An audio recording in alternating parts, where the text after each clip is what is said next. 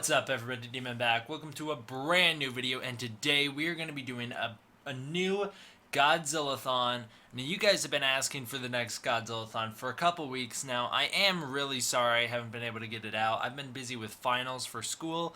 Now the school's over. I just wanted to stream some games, so I really didn't want to have to do one of these videos. I just wanted to stream and I just wanted to have fun. But now I'm back to doing my Godzilla stuff, back to the regular. Don't worry about it. This channel's not changing. Nothing about it's gonna change. So let's get into the next Godzilla-thon, shall we? This one's going to be Godzilla-thon for Godzilla vs. King Ghidorah 1991. This is the third entry in the Heisei series, and it is just something that's very divisive among fans. I recently released a video called Godzilla vs. King Ghidorah Time Travel Explained. I plan on doing a follow-up to that video where I plan on doing a Godzilla vs. King Ghidorah Time Travel, put simple, because the video that I put out was very, very convoluted. There was a lot of thoughts to go around in there. It is accurate. Don't worry about that. It is accurate.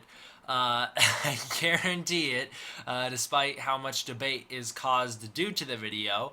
But, you know, that doesn't really matter here. For this review, we're just going to be focusing on the movie. If you really want to know, what the deal with the time travel is, go watch that video. And if the follow-up is out by this point, if the Put Simple is out by the time you're watching this, which if you're watching this when it very first goes up, it won't be, but maybe you're watching this later down the line, you might want to go watch that one as well. But for now, let's get into the actual review of this movie. So, getting into the plot, a submarine in the future discovers the carnage of a dead King Ghidorah. We find out Godzilla killed King Ghidorah in the 90s. A UFO is spotted over Japan back in the 90s, 1992 to be exact. One thing that I did actually get inaccurate in my Godzilla King Ghidorah time travel was that I kept saying 1991. That's just because it's not like I didn't know that it was 92. It's because I just didn't really think about it. When I wrote down the outline for that video, I wrote down the year the movie came out instead of the year it takes place, so it was an honest mistake, but, you know, that's nothing. Everything is in there is still accurate. But a UFO is spotted in Japan in 1992. We meet an old war general who served on Lagos Island in 1944.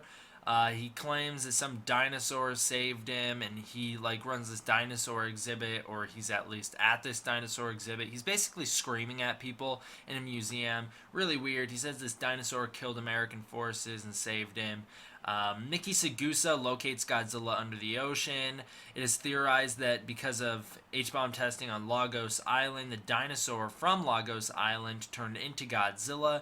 A helicopter is destroyed as it approaches a UFO, which is also weird because they never address that. So you have multiple helicopters, we never see them blow up or anything, but they go missing near this UFO by these people from the future.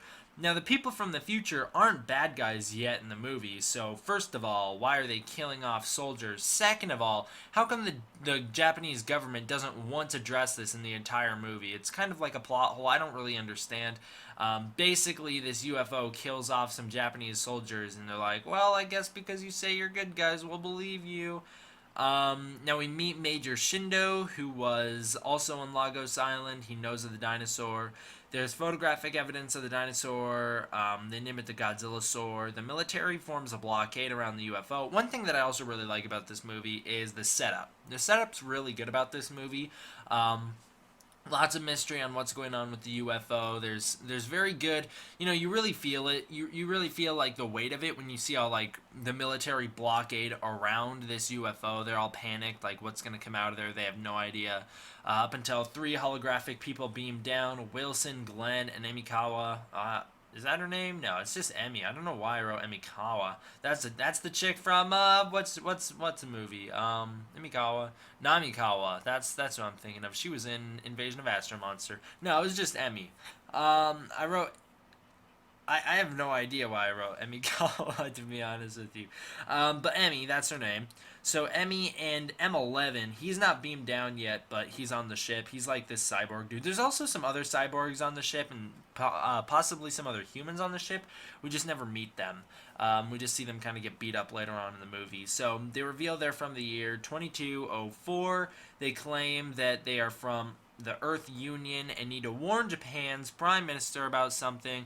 They claim Godzilla will destroy nuclear power plants, causing widespread pollution, and it'll basically destroy Japan, make it uninhabitable for hundreds of years. Terasawa, our main character, is called upon by the Prime Minister's office because the people from the future have a book that he wrote called The Birth of Godzilla. Now, this book, as we'll discuss in the upcoming Time Travel Made Simple, is not accurate because, according to Terasawa, although he does predict that the dinosaur on Lagos Island will turn into Godzilla, he predicts that it'll turn into the Godzilla from 1954, and that the Godzilla from 1954 is the same Godzilla who's attacking Japan currently, or at least attacked Japan in 1989.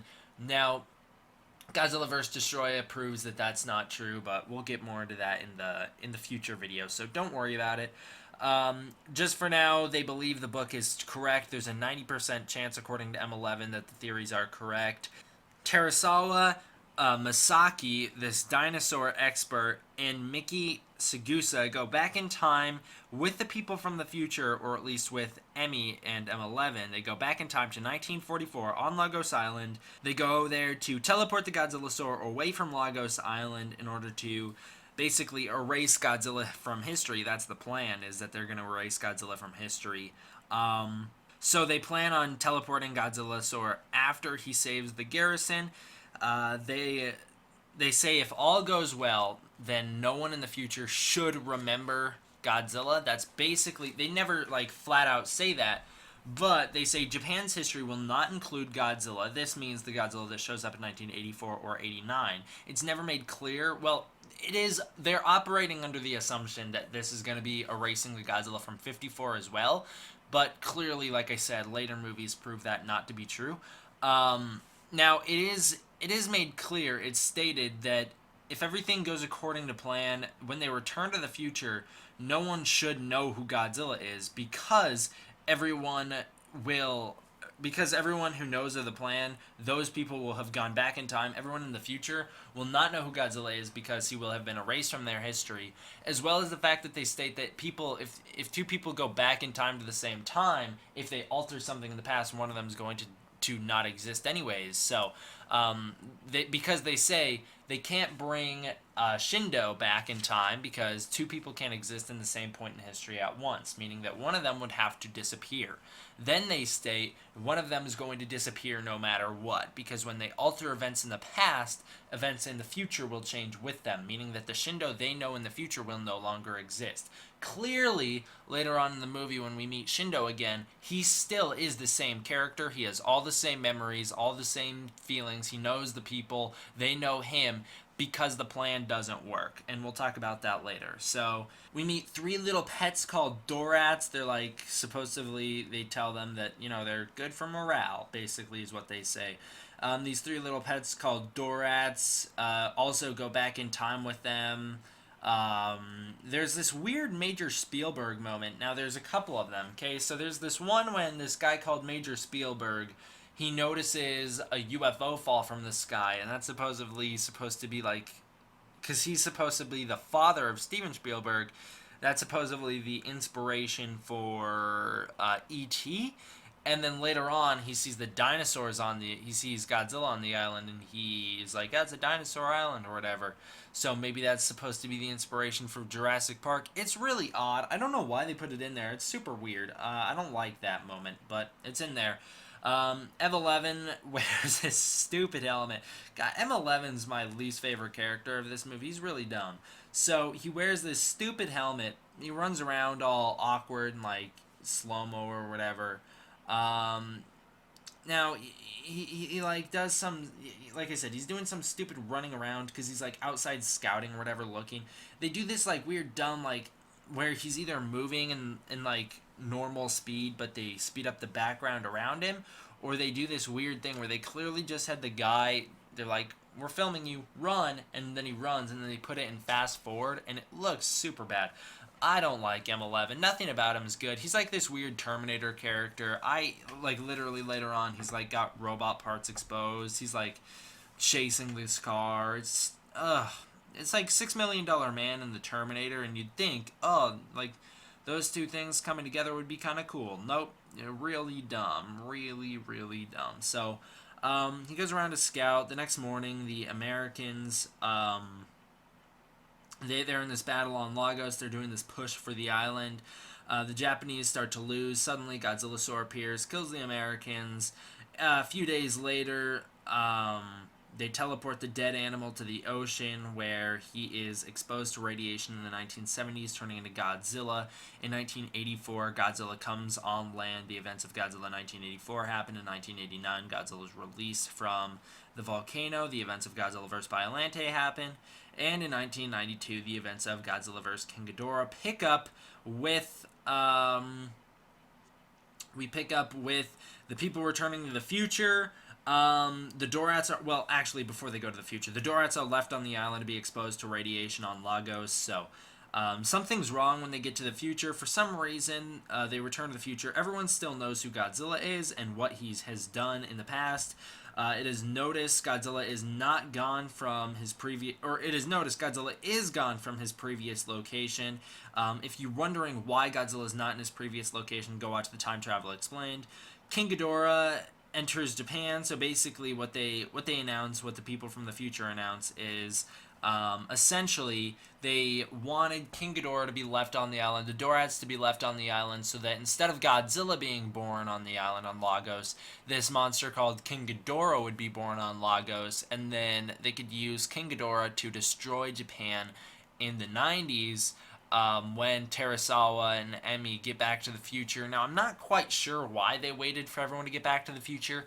I guess they just did, but like it's never explained why they didn't decide to destroy Japan earlier. Because I guess the best reason why they didn't destroy Japan earlier using King Ghidorah is because I guess because I can't think of a good explanation, because I guess the reason that they didn't use King Ghidorah to destroy Japan before then was because they weren't there. They needed to be there in order to control him. I guess the Dorats had mind control devices in them so that when they turned into King Ghidorah, they would stay dormant somewhere up until the people from the future got there and were able to control them in the 90s. Now, why the people from the future didn't immediately start destroying Japan right when they got back, unknown. Maybe they just wanted to pull the carpet out from under Emi, because she clearly is taken off guard. She doesn't understand that they're going to destroy all of Japan. I think she thinks that they're just going to use King Ghidorah as like this terrorist thing, like or they're gonna like blackmail Japan and be like, you better, knock your stuff off, or we're gonna use this giant monster to destroy you. Because she's like, hey, don't destroy Japan, because she clearly doesn't understand what they're gonna do when she gets back to the future. But that doesn't really matter anyways, because Godzilla shows up no matter what. So Emi is starting to have second thoughts. Emi fills Terasawa in on everything that's going on. It turns out in the original timeline, Japan becomes this ultra power, controlling Africa, South America, and then a lot of Asia, and basically Japan just becomes this world-dominating power, more powerful than America and Russia and Britain and all these other countries combined. So, in order to stop that, they release King Ghidorah on Japan so that he can cause so much damage that they're going to spend all their time rebuilding their economy and everything like that instead of becoming this superpower. A plan is made to put Shindo's nuclear submarine. I guess Shindo has a nuclear submarine. It's never stated why. I don't even know quite what Shindo does. He just seems like a businessman, so I'm not sure why he owns a nuclear submarine. But he does. It's stated that he also rebuilt the Japanese economy after World War II. But he's got this nuclear sub. He's going to send it to where Godzilla's previous location was. And he's going to plan to blow up the Godzilla sword, turning it into Godzilla, because they all assume that because the people came back to the future that the plan worked.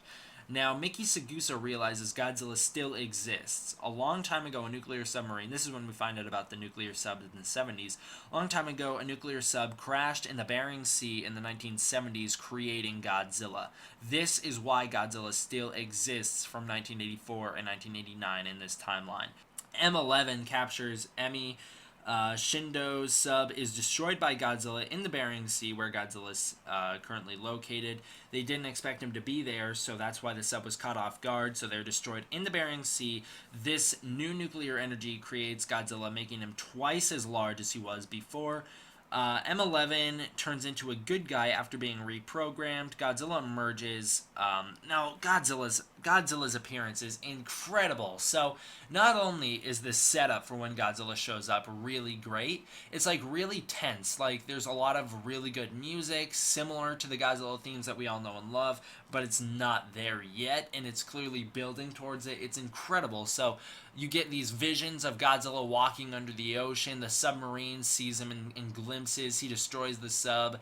And then when Godzilla appears, he rises up out of the water. He roars. And then when he's on land, like destroying stuff, like when he's walking to this field where he will eventually fight King Ghidorah, it is so incredible. It is so well done. Godzilla's landing all the way to the fight is just so well done. Makes this movie on a whole nother level. And then Godzilla's fight with King Ghidorah is pretty awesome. So Godzilla fights Ghidorah fights some jets really quickly. Then Ghidorah goes to fight Godzilla. Ghidorah lands. Godzilla kills Ghidorah as well as the future people. So it's a lot more drawn out than that. It's not just like that quick, but Ghidorah basically doesn't stand a chance. He gets a couple good shots on Godzilla. There's one point when he chokes Godzilla out with his heads. He chokes Godzilla's neck with one of his heads. That's a pretty cool move, to be honest. Like, I would like to see Ghidorah do more stuff like that in the Legendary series. But there's this new ability that Godzilla develops in this movie called the Nuclear Pulse, and it is just this incredibly devastating move. So Ghidorah's got him all close combat. Godzilla just bursts nuclear energy out of every pore of his body. It's just this huge like force field of nuclear energy, and it blasts Ghidorah back. Godzilla picks him up and smashes him into the ground like a million times, blows off one of his heads. Ghidorah tries to retreat. Godzilla blasts a hole in his wing and knocks Ghidorah into the ocean. During all this, there's like this human firefight with M11 fighting all these androids, and Emi and Terasawa fighting off the future people. This big laser battle. Basically, M11's just in there destroying stuff in the spaceship that the Mother is what it's called, destroying stuff in the Mother spaceship. It's the time travel device that the future people travel back in time with.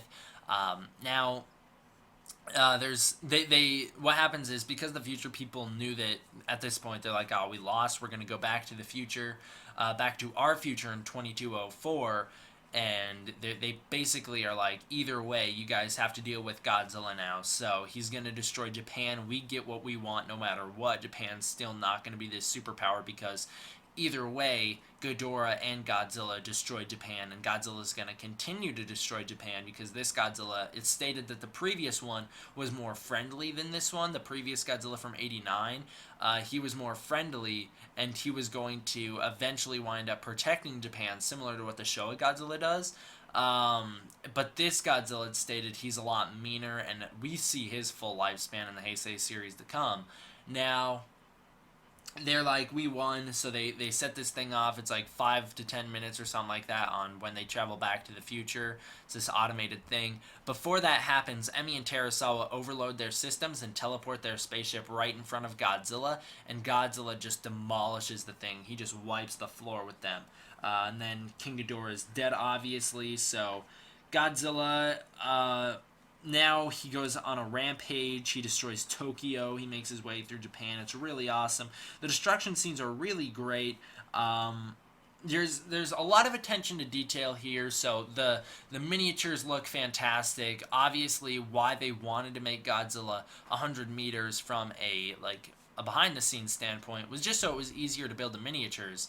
Now, Godzilla just is destroying stuff. The attention to detail, like I said, is one of my favorite things about this, because there's a scene when Godzilla's walking and you have all these people being evacuated into the subways of Tokyo, and Godzilla steps on the street and his foot just crashes through the subway. It trips him and he falls into the thing, and he must have crushed thousands of people, but he falls into the subway, which is really good. We've never seen that in a Godzilla movie before. Usually he just stomps his way through the city. We've never actually seen this realistic kind of damage, and we don't really ever see it again, where he is causing this damage and it's affecting even him, because, like, in this situation, he falls through a subway. We got a little bit of that in The Return of Godzilla, with every time you'd see his feet close up, he'd be stepping, and, like, all the ground around his feet would be just being, like, crushed in. Footprints everywhere. We never really get that paid level of a detail in these movies before, and I don't even think like Legendary's Godzilla. Of course, we didn't really get to see a ton of up close aftermath of what was going on. But even in Shin Godzilla, all we got was like far back shots of what happened and like aftermath.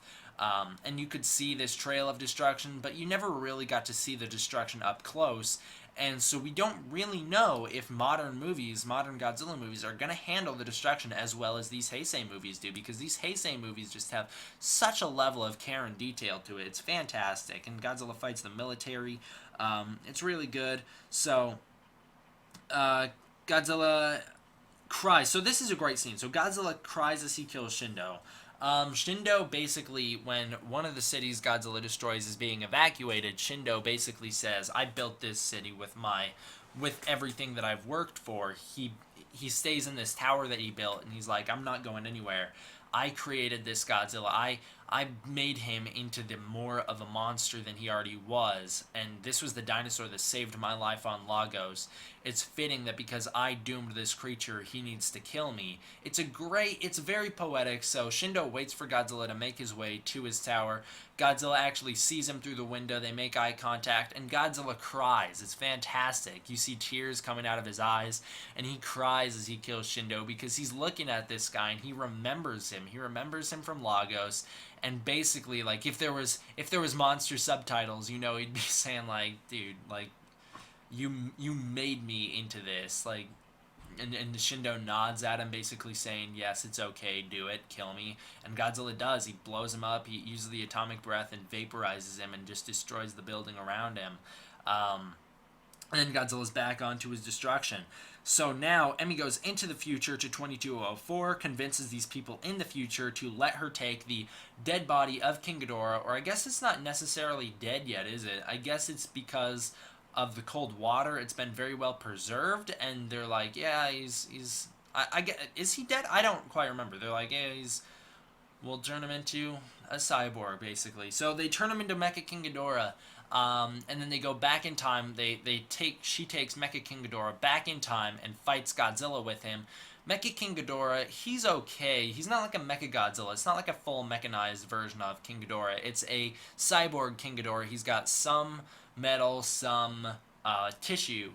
And like his middle head is a robot because Godzilla blew it off. It shoots this like rainbow beam, and then he's got like metal reinforcements on his wings where Godzilla blew holes in them. His legs and his tail are all mechanized, and his whole chest is mechanized. Emi's inside of him, controlling him and fighting Godzilla. It's really cool. So the fight it's not as long as I'd like it to be, but it is pretty cool. Like, they're using all these crazy abilities with King Ghidorah. And then Godzilla's just getting blasted. He's using the atomic breath on... this is where the beam battles in the Heisei series really start, so there's a lot of beams going on. Mecha King Ghidorah has some cool, like, attacks. There's this chest thing that opens up and shoots this giant, like kind of like a grappling claw onto Godzilla and just starts electrocuting his body. This will eventually be turned into some technology that will kill Godzilla in Godzilla vs. Mechagodzilla. It's that thing that cripples him in that movie, the whatever that's called. I'll get there. But they They use that. They capture Godzilla basically. Mecha King Ghidorah lifts Godzilla up into the air, flies him over the ocean, and then Godzilla blasts King Ghidorah out of the air. They both fall into the water, and Emmy lives. She goes back home to the future after basically being like, "Hey, Terasawa, I'm your ancestor," which is really weird because they have like this weird flirty relationship through the whole movie. Then she, at the very end, she kind of like drops that bomb on him, and is like, I'm your ancestor, and I've known it all along." And he's like, "Okay, well, I guess this girl that at the beginning of the movie I was in love with, I have to marry so that you can eventually one day be born." And so that's what happens. Now, the movie ends with an underwater shot of Godzilla. He wakes up, he roars, he shoots some atomic breath, and bubbles come out of it. And that's the movie. Godzilla's alive. So, Godzilla vs. King Ghidorah, what do I think? The human story is... It's good. I like the human story. It's very complicated. I don't necessarily like the sci-fi stuff. It is a bit heavy on the sci-fi, not in the same way as Invasion of Astro Monster with, like, space, but this one's a lot more into time travel and robots and androids and just a lot of weird stuff. I'm not totally into it.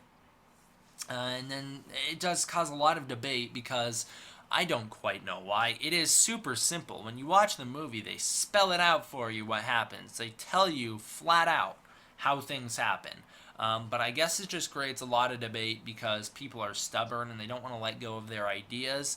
If they, I don't know. They just want to write it off as bad writing. It's not. Everything's explained in the movie or in a movie to come, and that's not bad writing.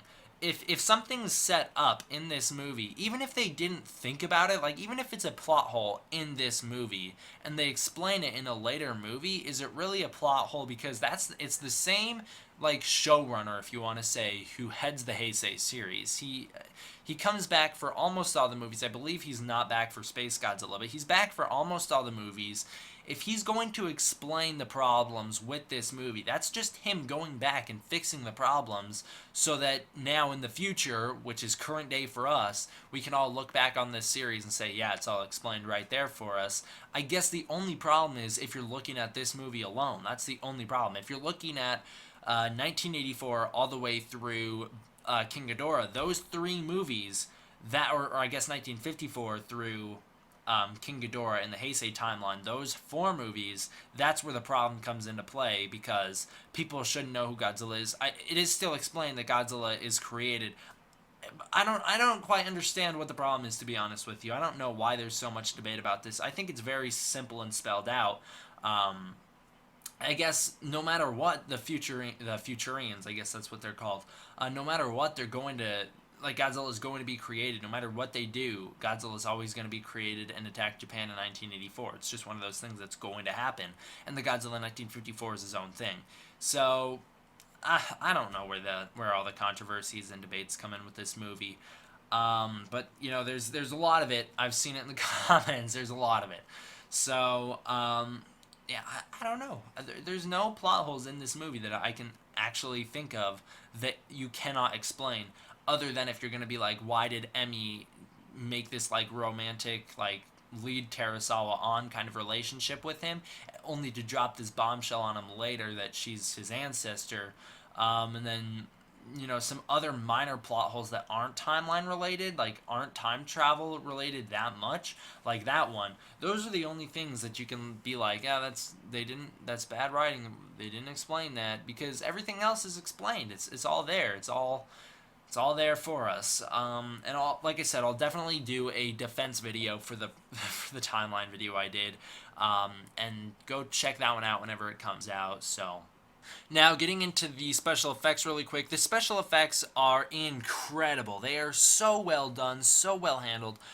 Everything looks really great. It's whoever was doing the special effects, don't quite remember, but they were on their game for this one.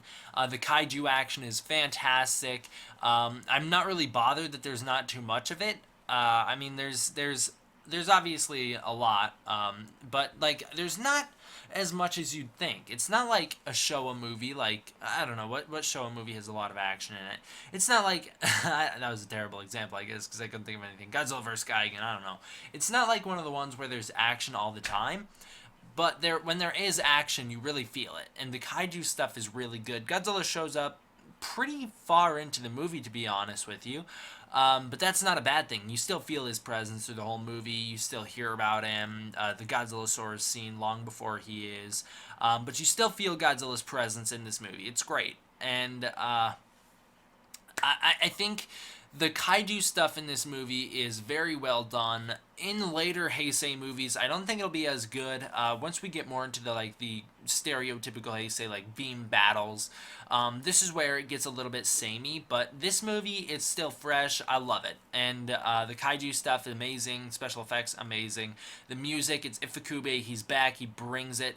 He brings that heavy brass and bass that he's known for. We had someone composing his music last movie with Biollante. It was noticeable that it wasn't Ifukube. Like, there was a difference between Ifukube's originals and the versions that were played in Biollante, and you really hear that in this Heisei movie, in King Ghidorah. You really hear that, and Ifukube will be back for the most part for the rest of the Heisei series. Fantastic.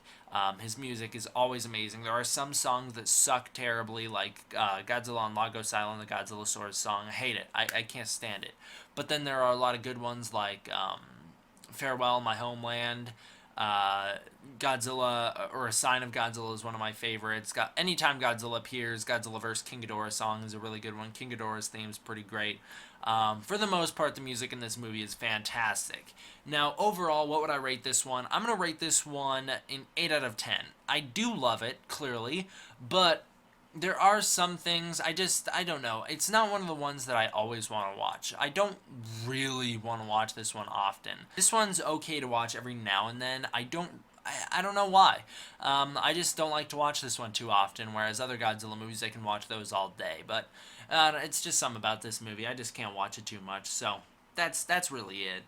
I don't know. 8 out of 10. It's a good movie. I don't know, guys. If you're left confused about this timeline, don't be. It's fairly simple. So thank you guys all for watching. I hope you enjoyed. See you guys next time. D-Man, out.